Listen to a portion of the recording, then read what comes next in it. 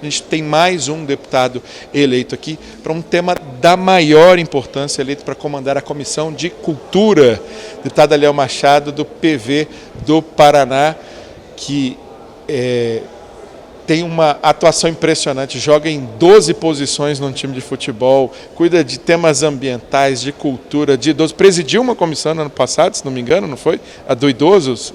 Não, minha memória não está me traindo, às vezes a minha memória me impressiona.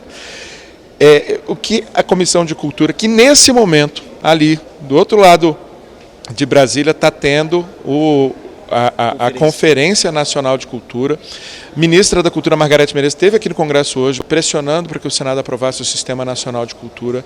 A gente tem artistas lotando Brasília, desde os mais simples, os artistas do circo, até grandes estrelas da música e do cinema, aqui discutindo construção de política pública.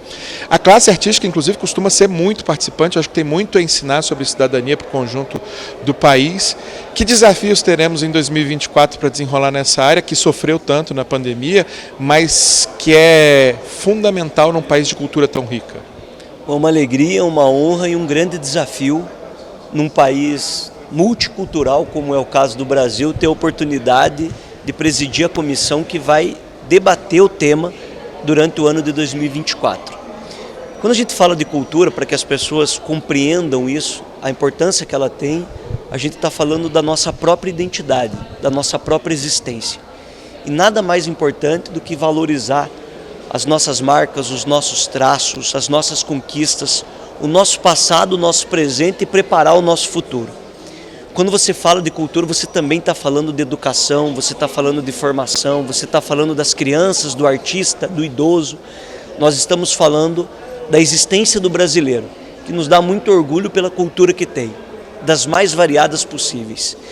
Como você citou, nós tivemos um grande desafio, porque a pandemia pegou em cheio a questão cultural do nosso Brasil, desde os pequeno produtor de evento, nós podemos falar do pequeno artista, nós podemos falar daquele trabalho realizado pela dona de casa, com o trabalho vendido, com artesanato, ou tantas outras coisas que envolvem o sistema de cultura. E também pela negação, a cultura foi muito atacada, os nossos artistas foram muito atacados, o nosso sistema de cultura teve um esvaziamento da parte financeira. Eu sempre sou muito claro, não adianta vir aqui com discurso, não adianta vir aqui falar bonito, é preciso ter ação prática e efetiva. Quando a gente fala disso, é preciso debater o orçamento. Eu fico muito feliz porque ao longo desses anos nós ajudamos a aprovar a Lei Aldir Blanc, ajudamos a aprovar a Lei Paulo Gustavo. Fico muito feliz porque nós já tínhamos aprovado o Sistema Nacional de Cultura aqui na Câmara dos Deputados, ele estava parado no Senado Federal, tivemos uma grande vitória agora com a aprovação no Senado Federal. Voltamos até a Conferência Nacional de Cultura, há muitos anos que ela não acontecia, hoje ela volta a impulsionar em todos os rincões, em todos os cantos do Brasil, porque a conferência não acontece só aqui, a gente precisa ter esse debate acontecendo lá nos pequenos municípios e principalmente para aqueles que mais precisam.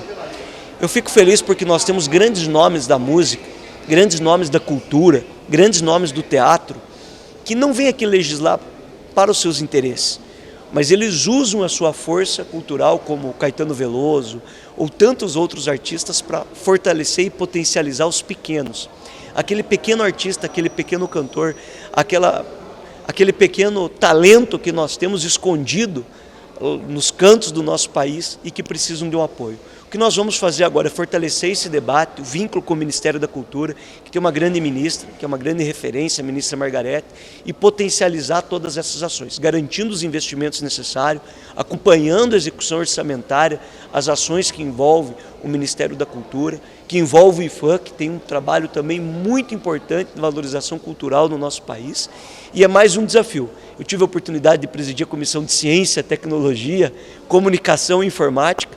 Tive a honra de presidir a Comissão de Defesa do Direito da Pessoa Idosa, onde a gente teve também muitas conquistas, e agora fui escalado para presidir a Comissão de Cultura, uma das mais importantes, o que me honra muito aqui na Câmara. E recentemente relatando uma matéria extremamente importante da agenda ambiental brasileira, quando eu mencionei que jogava em todas as posições, e também muito certamente pela capacidade de articulação de construção de acordos, de consensos que demonstrou durante todo esse período. E aí vou perguntar se esse talento, que não é cultural, mas político, vai estar dedicado a um aspecto da cultura que infelizmente a gente negligencia, porque talvez a dimensão afetiva e de identidade que a cultura nos traz, não nos faça enxergar os seus potenciais econômicos e para o desenvolvimento do país. E aí vou falar de uma coisa que me toca muito. Assim, a gente no Brasil conhece Thor e Odin, os símbolos da mitologia da Noruega, conhece personagens de várias outras mitologias e não sabe nada, por exemplo, sobre Tupã. E enquanto a gente tem na cultura brasileira produtos de exportação reconhecidos internacionalmente. Talvez as gerações mais novas, eu me esforço para levar isso para os meus filhos, não sabem a importância, por exemplo, que um Jorge Benjor teve para a música mundial, ou mesmo que músicas da nossa bossa nova estão entre as mais executadas do planeta, até hoje na lista de músicas mais executadas.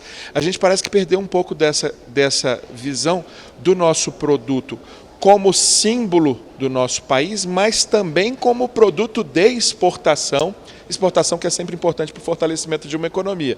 Esse ponto, acredito, também está um pouco na sua pauta. Acredito que esteja nem só pouco, né? Infelizmente, o Brasil foi muito subjulgado e o Brasil teve uma imagem muito arranhada para fora em diversos aspectos. Quando nós temos a vinda de estrangeiros para cá, quando apresentamos os nossos produtos, sempre é uma surpresa muito positiva, porque o que se coloca lá fora geralmente não é o quantitativo do potencial que nós temos aqui. E nesse caso, você citou bons exemplos, mas são casos pontuais para o tamanho e o quantitativo que nós temos de potencial aqui no nosso país. Nós precisamos primeiro valorizar isso, vendendo a nossa imagem, criando esse sistema, recuperando a credibilidade do Brasil para fora. E isso não é só na cultura, mas também na área cultural.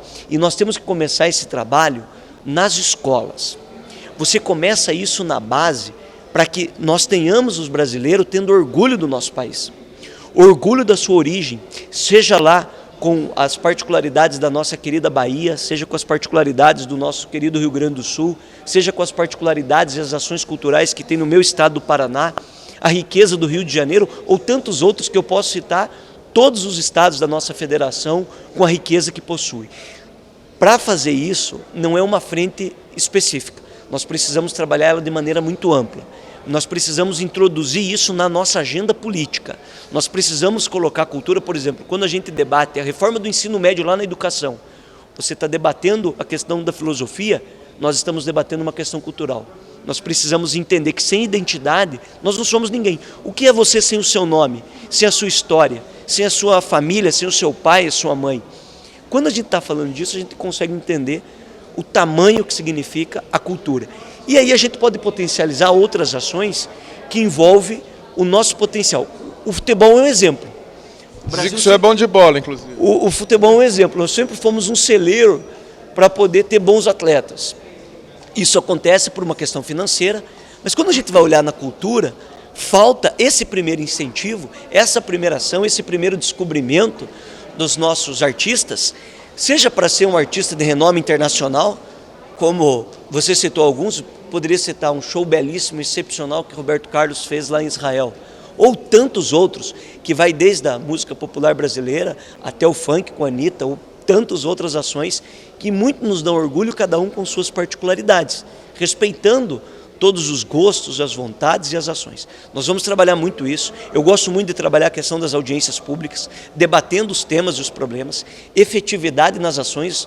Nós estávamos debatendo nos últimos dias o PERSE. O PERSE é um programa de incentivo para o setor de eventos, envolve muito o setor de turismo, mas também tem um impacto muito grande para o setor cultural. Nós conseguimos já uma vitória durante esses dias para que o governo tenha continuidade na implementação, na continuidade do PERSE, que é um incentivo econômico específico, já que o setor sofreu tanto durante a pandemia. Ou seja, são várias frentes e para mim é um orgulho, uma satisfação muito grande. E está aberto, convido toda a população também, não é a Comissão de Legislação Participativa, mas a representação pura dos parlamentares de diversos partidos, de diversas conotações políticas, permite com que você, através do e-mail oficial da comissão, através dos próprios parlamentares do seu estado, possa colaborar, acompanhar as nossas sessões que acontecem semanalmente, contribuir, trazer sugestões para que a gente consiga evoluir, avançar cada vez mais.